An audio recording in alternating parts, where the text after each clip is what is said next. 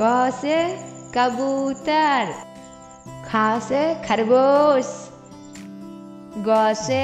गुलाब, घ से घर,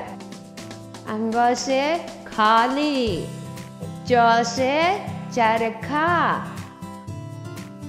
छ से छाता, ज से जग, झ से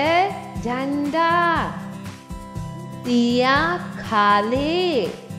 ट से टमाटर, ठ से ठठेरा, ड से डमरू,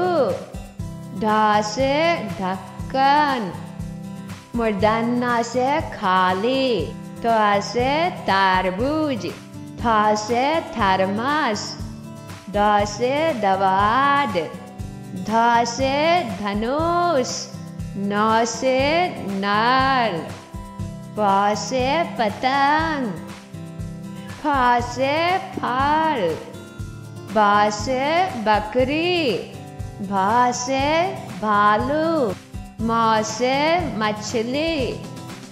य से यज्ञ, र से रथ, ल से लट्टू,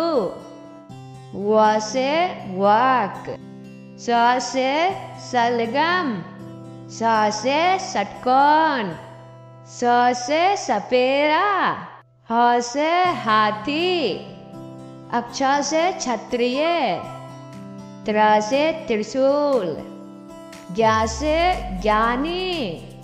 अ से अनार, आ से आम, बड़ी ई से इमली, छोटी ई से ईख, बड़ा ऊ से उल्लू, छोटा ऊ से ऊन, ऋ से ऋषि, ते से एड़ी, ऐ से ऐनक, औ से उखली, औ से औरत, अंग से अंगूर, आहा खाली।